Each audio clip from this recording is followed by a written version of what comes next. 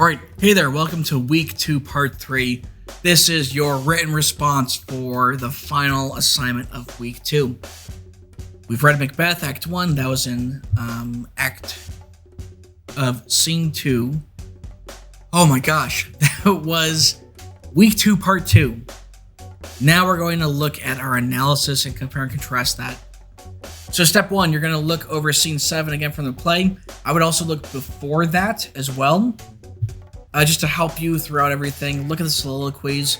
So I would say from scene 4 to 7, start finding some research because it will help build your argument and better understand the characteristics and character and demeanor of both Macbeth and Lady Macbeth. So step 1, go over Act 1 again. Find evidence comparing and contrasting the characters of Macbeth and Lady Macbeth. Step 2 is your written response. So the big change is that I want you to find your evidence, and then I want you to time yourself to make a response in about an hour.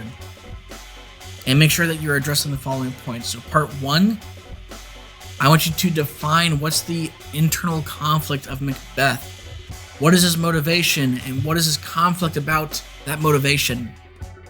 What does he decide? What are the problems with it? And use supporting evidence. Make sure you also address Lady Macbeth. What is her character? What is revealed about her? What is her demeanor? What is her reaction throughout the act? You could also compare it to, between different characters. How does she react towards decisions that Macbeth makes? How does she react and treat Duncan? That's the king, by the way. And what are her conflicts and internal conflicts? What is her main motive and drive? And make sure you use supporting evidence. So this is more nebulous. I want you to have a background of being able to define the characteristics of both, but also compare and contrast them in a 5-paragraph essay. Part 3, compare and contrast the key differences between Macbeth and Lady Macbeth. Look at their motivation, their demeanor, and their drive. Who has more redeeming values and qualities? Why? Here's a power. Who is more in charge? So if we're looking at this dynamic of husband and wife, who has more control? And who do you empathize with more in this particular act, and why?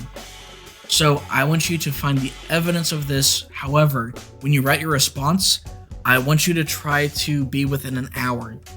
Ideally 45 minutes, but you're going to write intro, 3 body paragraphs, 2 to 3 body paragraphs ideally, and then a conclusion.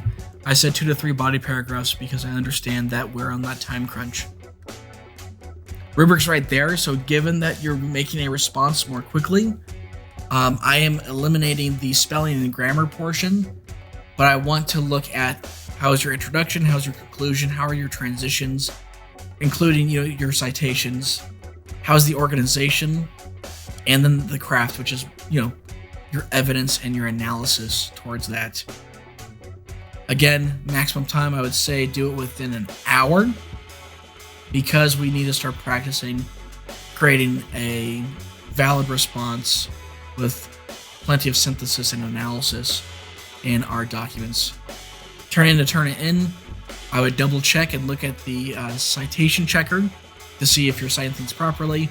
Need help, come see me. It's also in the resources page as well on how to cite Shakespeare. But if you have any questions, feel free to contact me. And good luck, and I will see you in the meetings.